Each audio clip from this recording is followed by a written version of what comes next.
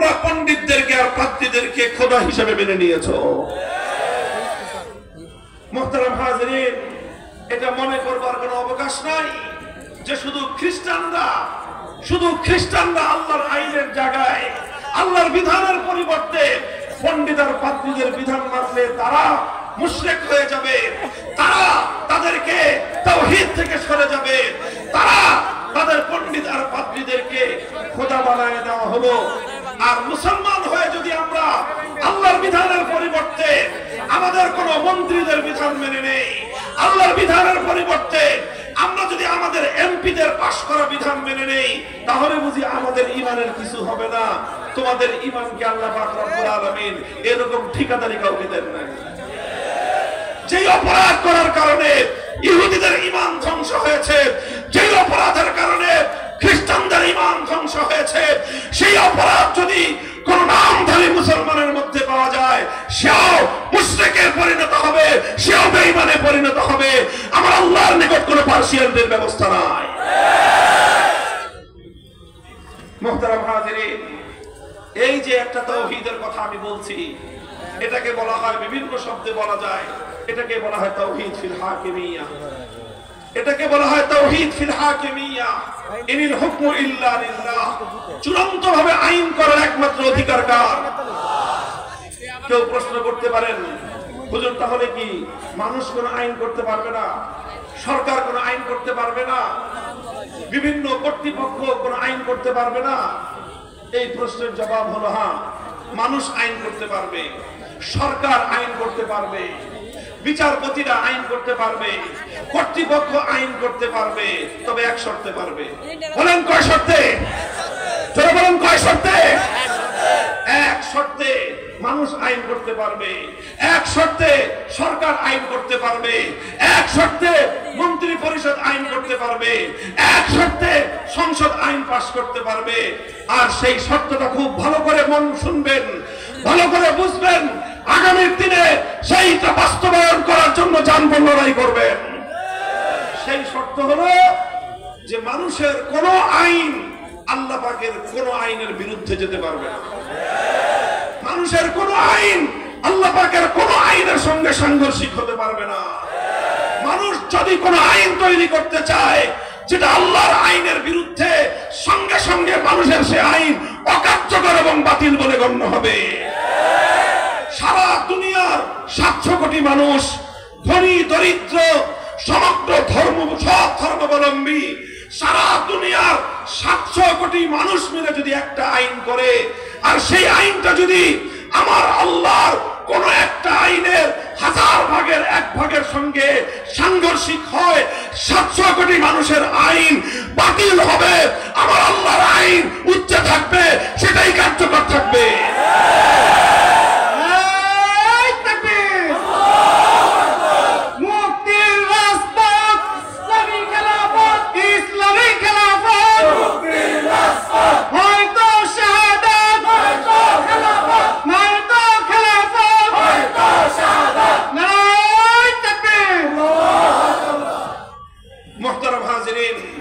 আমি বলেছিলাম যে তাওহীদ এটা ঈমানের মূল পয়েন্ট, তাওহীদ এটা ঈমানের শেকড়, তাওহীদ এটা ঈমানের আসল। তাওহীদ যদি ঠিক না থাকে, ঈমানের প্রাসাদ জমিনের মধ্যে ধসে পড়ে যায়। আর তাওহীদ শুধু এটা নয় যে আমি শুধু আল্লাহর ইবাদত করলাম, এটা যেরকম তাওহীদ, ঠিক একই ভাবে আইনের ক্ষেত্রে, বিধানের ক্ষেত্রে বিশ্বাস করতে হবে চূড়ান্ত ভাবে বিধান দেওয়ার অধিকার একমাত্র কার? আমি এই জন্য সবসময় এই কথা বলি, আমাদের মধ্যে কর্মবন্টন আছে, সব ওলামায়ে কেরাম সব কথা বলেন না। কেউ নামাজের মাসাইল বলেন, কেউ মানুষকে দিন নরম করার কথা বলেন, যেই কথার দ্বারা মানুষের অন্তর নরম হয়, আখিরাতমুখী হয়। কেউ মৃত্যুর স্মরণের কথা বলেন, কান্নাকাটি করে ওয়াজ করেন। কেউ হাসায়ে হাসায়ে মানুষকে ইসলামের কথাগুলি হিকমতের সাথে বুঝিয়ে দেওয়ার চেষ্টা করেন। আমি মানুষকে হাসাইও না, মানুষকে কান্দাইও না, তবে মানুষের অন্তরের মধ্যে একটা দ্রোহের আগুন জ্বালানোর চেষ্টা করি।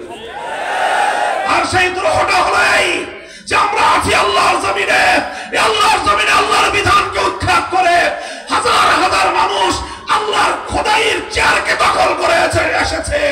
আল্লাহ পাক রব্বুল আলামিনের রুবুবিয়্যাতের মাসনদকে নিয়ে যারা টানাটানি করে, সেই কুলাঙ্গার সমগ্র খোদা দ্রোহীদেরকে এই জমিন থেকে উৎখাত করার জন্য চেষ্টা করি।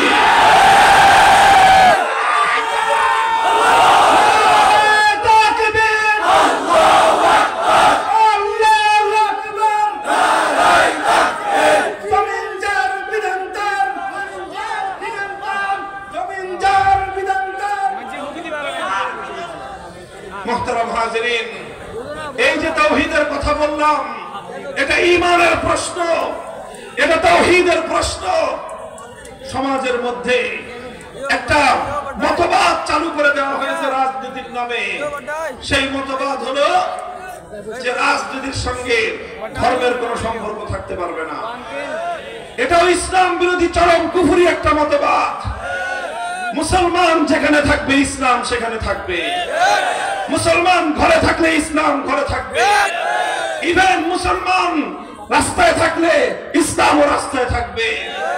আল্লাহর বিধান মুসলমানের সঙ্গে থাকবে। কথা বলেন ঠিক না বেঠিক? মুসলমান যখন টয়লেটে যাবে, ইমান কি বাইরে রেখে যাবে? না টয়লেটের ভিতরে আল্লাহর হুকুম মানবে? বলেন, টয়লেটের ভিতরে আল্লাহর নবীর সুন্নাত আছে না নাই? উলামায়ে কেরাম মাদ্রাসার ছাত্রদেরকে সেই তালিম দেন না? টয়লেটের ভিতরে বাম পা দিয়ে ঢোকা সুন্নাত। টয়লেটের ভিতরে গিয়ে আল্লাহর নাম উচ্চারণ করা যাবে না। টয়লেটের ভিতরে গিয়ে আল্লাহর নবীর নাম উচ্চারণ করা যাবে না। টয়লেটের ভিতরে আল্লাহ এবং তার রাসূলের নাম লিখিত কোনো কাগজ নিয়ে যাওয়া যাবে না। এমনকি তাবিজের মধ্যে যদি আল্লাহর নাম লেখা থাকে সেই তাবিজ দিয়ে টয়লেটে যাওয়া যাবে না। আংটির মধ্যে যদি আল্লাহ বা তার রাসূলের নাম লেখা থাকে সেই আংটি নিয়ে টয়লেটে যাওয়া যাবে না। কোরআনে পাক নিয়ে টয়লেটে যাওয়া যাবে না। কোরআনে পাকের কোনো একটা আয়াত, কোনো একটা শব্দ, কোনো একটা বাক্য লিখিত অবস্থায় টয়লেটে যাওয়া যাবে না। এগুলো কি বলেন ইসলামের বিধান কি বিধান না? টয়লেট থেকে বের হওয়ার সময় ডান পা দিয়ে বের হতে হবে। টয়লেটে ঢোকার সময় বিসমিল্লাহ পড়তে হবে। আল্লাহুম্মা ইন্নী আউযু বিকা মিনাল খুবসি ওয়াল খাবায়েস, এটা পড়ে ঢোকা সুন্নাত। টয়লেট থেকে বের হওয়ার সময় বের হয়ে আবার পড়তে হবে আলহামদুলিল্লাহিল্লাযী আযহাবা আন্নিল আযা ওয়া আফানি। বলেন, টয়লেটে যাওয়া আসা, টয়লেটে থাকা, এই পূর্ণটার মধ্যে ইসলাম আছে না নাই? তবে তোমার টয়লেটের মধ্যে যদি ইসলাম থেকে থাকে, টয়লেট তখন তুমি পালন করবা। সেখানে যদি তোমার ইসলাম থেকে থাকে, তুমি যখন তোমার পরিবারের মধ্যে বিবাহ শাদীর অনুষ্ঠান করবা, সেখানে ইসলাম থাকবে কি থাকবে না? তুমি যদি বলো যে ইসলাম শুধু মসজিদে থাকবে, বিবাহ শাদীর অনুষ্ঠানে থাকবে না, তুমিও শুনে রাখো, এভাবে ইসলাম পালন করবার কোনো অধিকার আল্লাহ তোমাকে দেন নাই। তুমি যদি মসজিদে ইসলাম মানো, বিবাহ শাদীর মধ্যে তোমাকে ইসলাম মানতে হবে। তুমি যদি মুসলমান হয়ে থাকো, মাদ্রাসায় যেরকম ইসলাম মানো, তোমাকে ব্যবসা বাণিজ্যের মধ্যে ইসলাম মানতে হবে। তুমি যদি মুসলমান হয়ে থাকো, এক আল্লাহকে যদি তুমি বিশ্বাস করে থাকো, তাহলে তুমি যেভাবে কবরস্থানে আল্লাহর বিধান ইসলামকে মানো, তুমি রাজনীতি করলে রাজনীতির মধ্যে আল্লাহর বিধান ইসলামকে মানতে হবে। আওয়ামী লীগের সবচেয়ে বড় অভিশপ্ত দিকটা হবে তারা মুসলমানদের রাজনীতিকে ইসলাম শূন্য করতে চায়। অর্থাৎ তারা রাজনীতি থেকে ইসলামকে মাইনাস করে কোটি কোটি মুসলমানের ঈমান হরণ করেছে। যারা বুঝে শুনে আওয়ামী লীগের আদর্শকে মেনে নিয়ে যারা রাজনীতি করেছে, তাদের কারো ঈমান নাই। আর না বুঝে যারা করছে, তাদের ঈমান কিছুটা আছে। এখন বুঝে দেখেন, বুঝে শুনে করেন না, না বুঝে করেন। না বুঝে করলে ইমান থাকবে, বুঝে করলে কারো ইমান থাকবে না। চ্যালেঞ্জ করে বললাম, শুধু আওয়ামী লীগের না, বিএনপির কথা হচ্ছে ভালো, খুব বেশি কিছু না, একই কথা। যারা রাজনীতি থেকে ইসলামকে মাইনাস করতে চান, মনে রাখবেন, অন্য কোন ধর্ম নিজ ধর্মাবলম্বীকে তার ধর্ম অনুযায়ী রাজনীতি করতে বাধ্য করে না। এজন্য হিন্দুর পক্ষে তার ধর্ম বাদ দিয়ে রাজনীতি করা সম্ভব, খ্রিস্টানের পক্ষে তার রাজনীতি, তার ধর্ম বাদ দিয়ে রাজনীতি করা সম্ভব, বৌদ্ধের পক্ষে ধর্ম বাদ দিয়ে রাজনীতি করা সম্ভব, ইহুদির পক্ষে ধর্ম বাদ দিয়ে রাজনীতি করা সম্ভব। সে ধর্ম বাদ দিয়ে রাজনীতি করলেও হিন্দু হিন্দু থাকবে, ধর্ম বাদ দিয়ে রাজনীতি করলেও ইহুদি ইহুদি থাকবে। খ্রিস্টানও রাজনীতিবাদ ধর্মবাদ দিয়ে রাজনীতি করলে খ্রিস্টান খ্রিস্টান থাকবে। কিন্তু কোন মুসলমান যদি ইসলাম বাদ দিয়ে রাজনীতি করে, সে মুসলমান থাকতে পারে না। আফাতুমিনুনা বিবাদিল কিতাব কিতাবি ওয়া তাকফুরুনা বিবাদ। তোমরা কি আল্লাহর কোরআনের কিছু বিধান মানবা, কিছু বিধান মানবা না? এইভাবে তোমার স্বেচ্ছাচারিতা করার সুযোগ ইসলামের মধ্যে নাই। মুহতারাম হাজিরিন, এই জন্য এই কথা আজ মানুষের কানে কানে পৌঁছানোর সময় এসে গেছে। মনে রাখবেন, আমরা যদি এই কথা না বলি, আমরা যদি এই কথা মানুষের কাছে পৌঁছানোর ক্ষেত্রে কার্পণ্য করি, মানুষ কিন্তু চুপ করে বসে থাকবে না। আজ দিকে দিকে তাওহীদের আযান চলতেছে। আজ পৃথিবীর বিভিন্ন মানচিত্রে তাওহীদের আযান গুঞ্জরিত হচ্ছে। খোরাসানে তাওহীদের আযান গুঞ্জরিত হয়েছে। খোরাসানে আল্লাহর দ্বীন জিন্দা হয়ে গেছে। শামে তাওহীদের আযান উচ্চারিত হয়েছে। শামে আল্লাহর দ্বীনের ঝান্ডা সমুন্নত হবে ইনশাআল্লাহ। মিশরে আল্লাহর দ্বীনের ঝান্ডা সমুন্নত হওয়ার জন্য সেখানে আযান চলতেছে। মিশর ভূখণ্ড ইনশাআল্লাহ ইসলামের পতাকা তলে শামিল হবে। খোরাসান থেকে বাইতুল মুকাদ্দাস পর্যন্ত বিস্তীর্ণ অঞ্চলে আল্লাহর দ্বীনের ঝান্ডা সমুন্নত হবে। হে বাংলাদেশের মুসলমান, তোমাদের সিদ্ধান্ত নেওয়ার বিষয়। সারা পৃথিবীর মুসলমান জেগে উঠছে। তোমরা কি ঘুমিয়ে থাকবে না জাগ্রত হবে? That is your own right. বলেন, ঘুমিয়ে থাকবেন না জেগে উঠবেন? আপনারা যদি ঘুমিয়ে থাকেন, আমার আগামী প্রজন্ম ঘুমিয়ে থাকবে না ইনশাআল্লাহ। তারা দেখিয়ে দিয়েছে কিভাবে বিপ্লব করতে হয়। তারা দেখিয়ে দিয়েছে কিভাবে জুলুমের বিরুদ্ধে রুখে দাঁড়াতে হয়। তারা দেখিয়ে দিয়েছে জালিমের বুলেটের সামনে কিভাবে বুক পেতে দিতে হয়। এক আবু সাঈদ, একজন ধর্মপ্রাণ পিতা, ঔরসের জন্ম নেওয়া এক গর্বিত সন্তান, জালিমের বুলেটের সামনে বুক পেতে দিয়েছে। পৃথিবীতে অনেক মানুষ মারা যায়, তাদের জীবন দিয়ে জগৎবাসীর তেমন কোনো কল্যাণ হয় না, কিন্তু আবু সাঈদদের মতো মানুষটা যখন জীবন দেয়, এক জীবনের উপর একটি জাতি মুক্তি পেয়ে যায়। ধন্য আবু সাঈদের মায়ের জন্ম, ধন্য আবু সাঈদের মা এবং তার বাবা, যারা এমন সোনার সন্তান জন্ম দিয়েছে। কথা বলেন ঠিক না বেঠিক? তোমরা ঘুমায় থাকলেও আগামী প্রজন্ম ঘুমায় থাকবে না। আলহামদুলিল্লাহ, এখন শুধু মাদ্রাসার ছাত্ররা নয়, বরং বিভিন্ন জরিপে দেখা যাচ্ছে স্কুল কলেজ ইউনিভার্সিটির সন্তানেরা, ছেলেরা আজ আল্লাহর দ্বীনের পথে আসবার জন্য তারা পাগল পারা।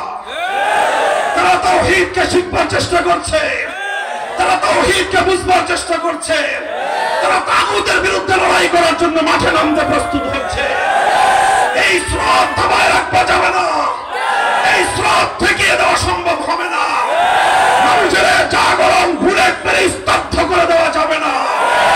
যে জাতি জেগে উঠতে শুরু করেছে, ইনশাআল্লাহ চূড়ান্ত ইসলামী বিপ্লব করেই তারা থামবে ইনশাআল্লাহ।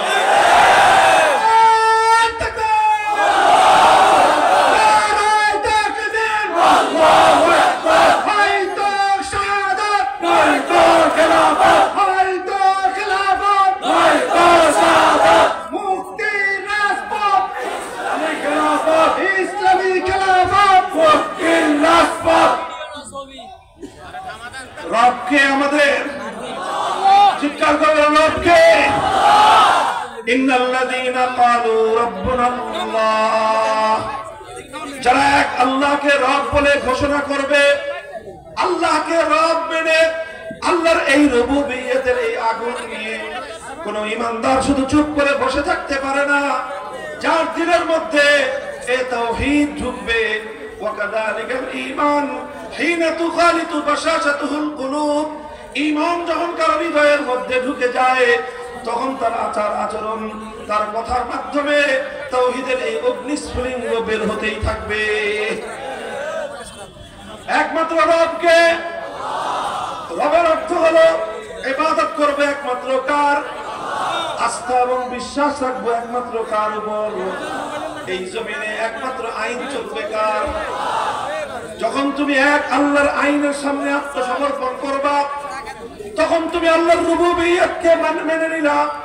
আর যখন তুমি এক আল্লাহর আইন ছাড়া 17 জনের আইন মানলা, আল্লাহর আইনের বিপরীতে মানব রচিত কোন আইনের সামনে যখন তুমি মাথা নত করলা, তখন যাই হোক আর না হোক, অন্তত তোমার ঈমানের মধ্যে ত্রুটি এবং বিচ্যুতি চলে আসলো। খুব একটা মাহফিলের মধ্যে একটা আলোচনায়, খুব গভীর আলোচনায় যাওয়ার অবকাশ আমার নাই। আমি শুধু আপনাদেরকে একটা প্রশ্ন করি, আপনারা জবাব দিবেন। আমরা একটা খতরনাক একটা অবস্থার মধ্যে আছি সবাই, আমি, আপনি, আমরা, আলেম ওলামা, সাধারণ মানুষ সকলেই একটা খতরনাক অবস্থার মধ্যে আছি। আর সেই অবস্থাটা হলো এই, আমরা একটা সংবিধানের অধীনে আছি, যে সংবিধানের মধ্যে অনেকগুলো ধারাই কুফরি ধারা। কুফরি ধারার সংবিধানের অধীনে থাকার কারণে আমরা চাইলেও পরিপূর্ণ নির্ভেজাল ঈমান এবং ইসলাম নিয়ে আমাদের জীবন আমরা কাটাতে পারি না। কথাটা বুঝলেন? এটা আমরা কেউ পারি না, আমিও পারি না, আপনিও পারেন না। বলবেন হুজুর কিরকম? ছোট্ট একটা দৃষ্টান্ত দিই আমি আপনাদের সামনে, আপনারা আমার একটা কথা বুঝেন। আচ্ছা আপনারা বলেন তো, বিভিন্ন সময়ে বিভিন্ন কারণে বিচার সালিসের জন্য, কোনো গন্ডগোল মীমাংসার জন্য মামলা দায়ের করতে অথবা মামলা ফেস করার জন্য আদালতে গেছেন জীবনে যে কোনো সময় একবার হলেও? কারা কারা গেছেন একটু হাত উঠান দেখি। অনেক মানুষ, প্রায় 15 থেকে 20% মানুষ বিভিন্ন সময় আদালতে গিয়েছেন। কথা বলেন ঠিক না বেঠিক? এই যে আমাদের দেশে যে আদালত চলতেছে, নানা কারণে অনেক সময় বাধ্য হয়ে আমাদের যেতে হয়। আমার সম্পদ চুরি হয়ে গেছে, মামলা করতে আদালতে যেতে হয়। কথা বলেন ঠিক না বেঠিক? গাড়ি চুরি হয়ে গেছে, হোন্ডা চুরি হয়ে গেছে, বাড়িতে ডাকাত এসে সম্পদ চুরি করে নিয়ে গেছে, মামলা করতে আদালতে যেতে হয়। কেউ মারা গেছে, কোন একটা মানুষকে খুন করা হয়েছে, এখন তার এই হত্যার বিচারের জন্য আদালতে যেতে হয়। কথা বলেন ঠিক না বেঠিক?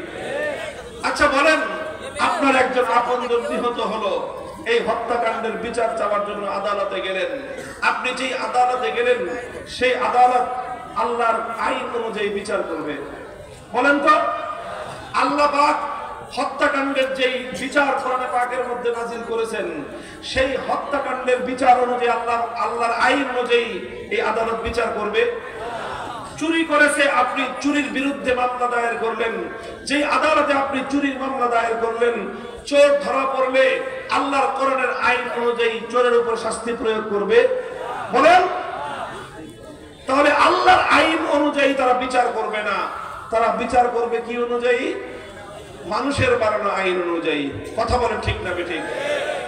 তাহলে মানুষের বানানো আইনের কাছে যারা বিচার চাইতে যায়, কোরআন তাদের সম্পর্কে কি বলেছে? সূরাতুন নিসার 60 নম্বর আয়াত তেলাওয়াত করেন। ইয়াজউমুনা আন্নাহুম আমানু বিমা উনজিলা ইলাইকা ওয়া মা উনজিলা মিন ক্বাবলিক ইউরিদুনা আন ইয়াতাহাকামু ইলা আত-তাগুত ওয়া ক্বাদ উমিরু আন ইয়াকফুরু বিহি। আল্লাহর কোরআন পরিষ্কার বলে দিয়েছে যে যারা আল্লাহর আইন বাদ দিয়ে অন্য কোন আইনের কাছে বিচার চাইতে যাইবে, তাদের ঈমান থাকবে না, তারা কাফেরে পরিণত হবে। এখন বলেন, কথাটা বুঝে পড়েন, খুব খতরনাক একটা কথা। কিন্তু আপনারা যে চোরের বিচার চাইতে গেলেন, আল্লাহর আইনের কাছে বিচার চাইতে গেছেন, না আল্লাহর আইন বাদ দিয়ে মানুষের বানানো আইনের কাছে বিচার চাইতে গেছেন? বলেন তো। তো কোরআনের ফয়সালা অনুযায়ী তো আপনাদের ঈমান নাই। একটা বলেন, খতরনাক অবস্থায় আছি না আমরা? এখন বলুন হুজুর কি আসলেই কি ঈমান নাই? না, আপনার ঈমান আছে, একটা কারণে আছে। কয়টা কারণে? একটা কারণে ঈমান আছে, সেটা হলো এই, আপনি স্বেচ্ছায় যান নাই, আপনি বাধ্য হয়ে গেছেন। আপনি আসলে আল্লাহর আইনই চান। কথা বলেন, আপনারা বিচার আল্লাহর আইন অনুযায়ী চান না ব্রিটিশ আইন অনুযায়ী বিচার চান? আপনি আল্লাহর আইন অনুযায়ী আদালত দেখতে চান না ব্রিটিশ আইন অনুযায়ী আদালত দেখতে চান? আপনি আল্লাহর আইন অনুযায়ী দেশ দেখতে চান না ব্রিটিশের আইন অনুযায়ী দেশ দেখতে চান? যারা আল্লাহর আইন বাদ দিয়ে ব্রিটিশের আইন অনুযায়ী আদালত দেখতে চায়, তাদের কথা লিখে রাখেন, তাদের কারো ঈমান নাই, সব বেঈমান। যারা আল্লাহর আইন বাদ দিয়ে ব্রিটিশের আইন অনুযায়ী দেশ দেখতে চায়, তাদের কারো ঈমান নাই, তারা সব বেঈমান। কারণ এটা কোরআনের কথা। তাহলে আমাদের ঈমানটুকু আছে কেন? কারণ আমরা বাধ্য হয়ে গেছি, আমাদের আর কোনো উপায় নাই, এজন্য গেছি। কথা বলেন ঠিক না বেঠিক? এখন আপনার উপায় নাই বলে গেছেন, এই কথা আর কতদিন বলবেন? আর কতদিন বলবেন উপায় নাই? এখন কি আমাদের জেগে উঠবার সময় হয় নাই? সময় হয়েছে জেগে উঠবার। আলহামদুলিল্লাহ। এই যে জুলাই এবং আগস্টের যে বিপ্লব হলো, এই বিপ্লব আমাদেরকে চোখে আঙ্গুল দিয়ে দেখিয়ে দিয়েছে অল্প কিছু তরুণ এবং যুবক, অল্প কিছু তরুণ এবং যুবক তারা যখন অন্যায়ের বিরুদ্ধে, জালিমের বিরুদ্ধে বুক টান করে দাঁড়াবার জন্য রাস্তায় বেরিয়ে পড়েছে, তখন 15 বছরের জগদ্দল পাথরের মতো ফ্যাসিবাদী স্বৈরাচারী সরকার পালিয়ে যেতে বাধ্য হয়েছে। এবং এই বিপ্লবটার একটা বড় সিম্বল, বড় একটা আইকন হলো, বড় একটা আলামত হলো। লক্ষ্য করলে দেখা যায় বিপ্লব চূড়ান্তভাবে সফল হয়েছে আগস্টের 5 তারিখ। সংবাদ পাইছেন কয়টায় আপনারা? দুপুর 2টার দিকে। মোটামুটি সবাই সংবাদ পেয়েছে 2টায়, কারণ আমরাই তো 2টার আগে খবর পাইনি। আপনারা পাবেন থেকে 1টার একটু পরে জোহরের নামাজটা পড়ার পরে আমি খবর পেয়েছি, পরে 2টার আগ দিয়ে। স্বাভাবিক আপনারা আরো পরে খবর পেয়েছেন। এই যে 2টার দিকে যে খবর বের হলো, এরপরে 2টা থেকে নিয়ে 3টা পর্যন্ত 1 ঘন্টা বাংলাদেশের টেকনাফ থেকে তেতুলিয়া গোটা দেশের চিত্রটা একটু কল্পনা করেন তো। 5ই আগস্টের দুপুর 2টা থেকে 3টা পর্যন্ত কি চিত্র হয়েছে। কোনো আলেম ডাক দিতে হয় নাই, কোনো নেতা আওয়াজ দিতে হয় নাই, কারো কোনো নেতৃত্বের প্রয়োজন হয় নাই।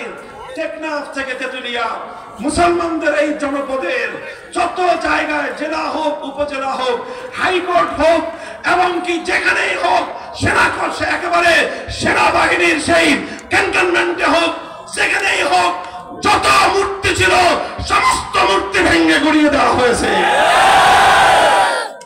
আছে মূর্তি আর একটা, মূর্তি আছে আর একটা। এই সব মূর্তি ভাঙলো কারা? বিপ্লবীরা। কারা ভেঙেছে? যারা বলেন কারা ভেঙেছে? আগস্ট বিপ্লবের চেতনা যারা বুঝতে পারো নাই, আগস্ট বিপ্লবের চেতনাকে যারা ধারণ করতে পারো নাই, আগস্ট বিপ্লবের যারা প্রকৃত স্পিরিট এবং এই বিপ্লবের প্রকৃত শক্তি যারা উপলব্ধি করতে পারো নাই, অনুধাবন করতে পারো নাই, আমি তাদেরকে বলবো 5ই আগস্টের 2টো থেকে 3টা এই 1 ঘন্টার বাংলাদেশের দিকে তাকায় দেখো। এদেশের মানুষ শিরকি সংস্কৃতিকে ভালোবাসে না। এদেশের মানুষ তাওহীদ এবং একত্ববাদের পক্ষে। এদেশের মানুষের বুকের উপর জোর করে বেশি দিন শিরকি সংস্কৃতি চাপিয়ে রাখা যায় না। যে জাতি 1 ঘন্টার ব্যবধানে টেকনাফ থেকে তেতুলিয়ায় সমস্ত মূর্তিগুলোকে ভেঙে গুড়িয়ে দিয়েছে, আগামীর বিপ্লবে এদেশের মানুষ কুফরি সংবিধানকে অবঙ্গোপচা করে ভাসিয়ে দেবে।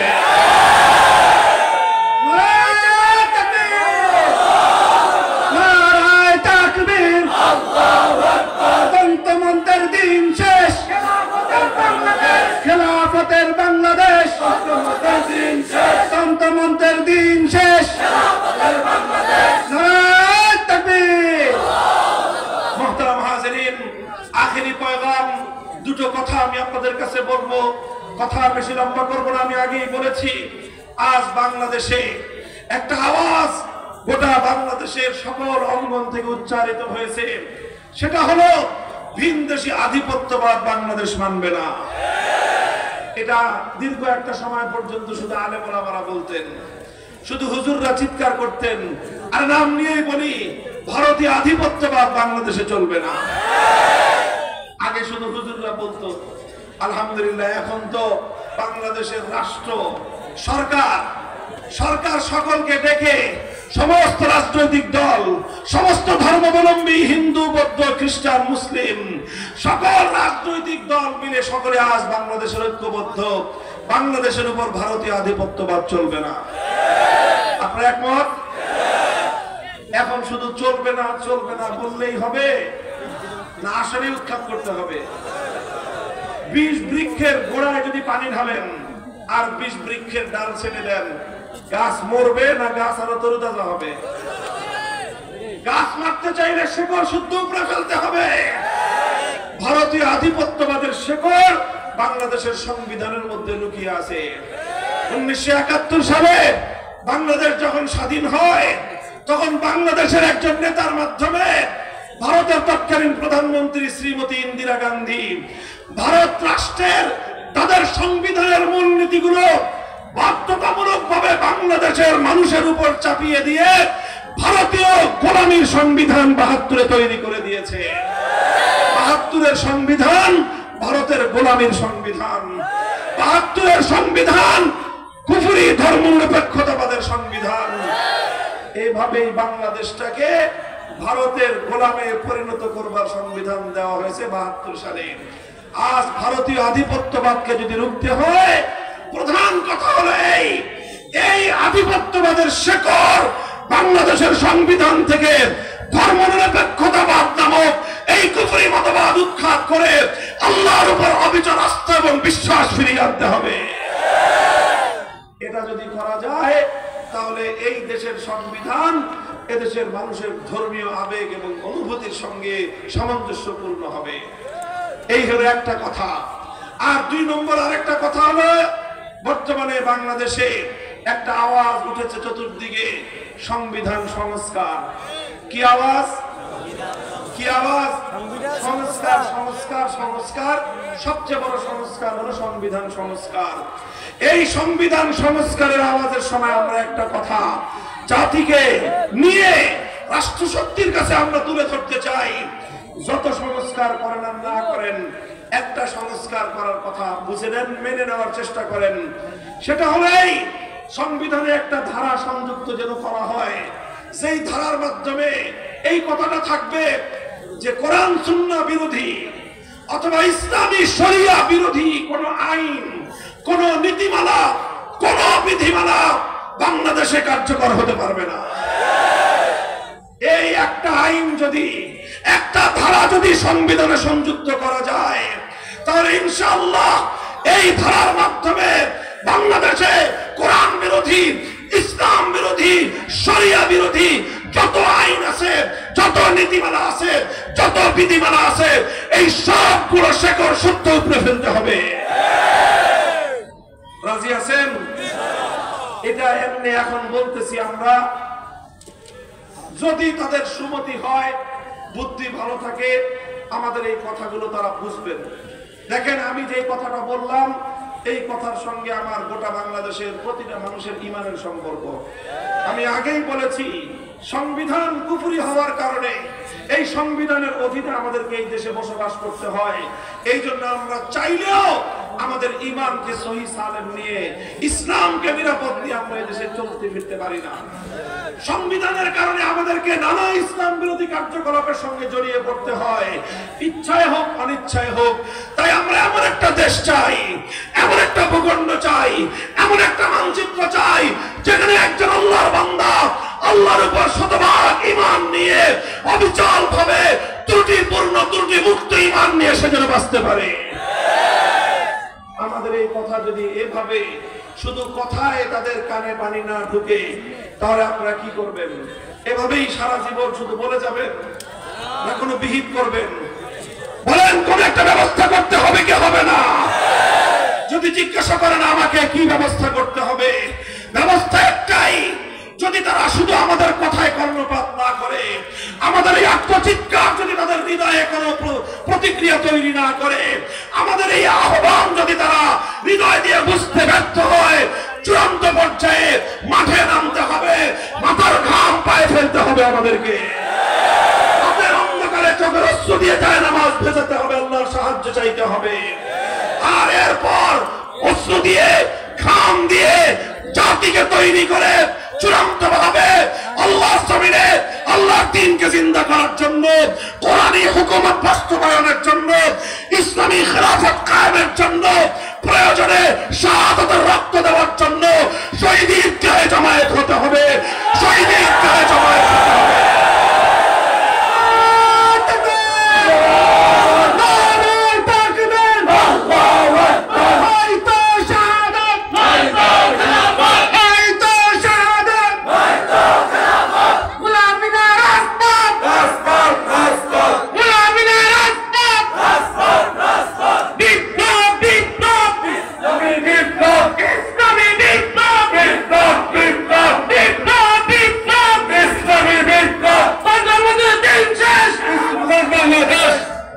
ইনশাআল্লাহ প্রস্তুত আছেন তো?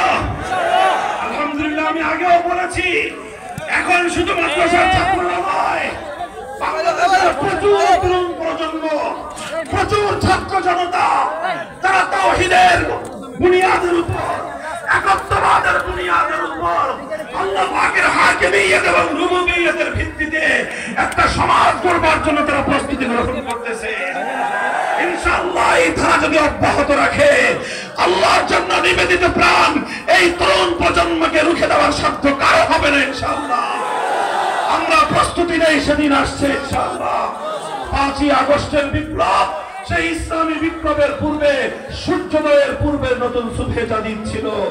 সুবহে সাদেকের মাধ্যমে যেমন বোঝা যায় অচিরেই সূর্য উঠবে, 5ই আগস্টের বিপ্লব চোখে আঙ্গুল দিয়ে আমাদেরকে দেখিয়ে দিয়েছে আগামীর বাংলাদেশ হবে ইসলামের বাংলাদেশ, আগামীর বাংলাদেশ হবে খেলাফতের বাংলাদেশ, আগামীর বিপ্লব হবে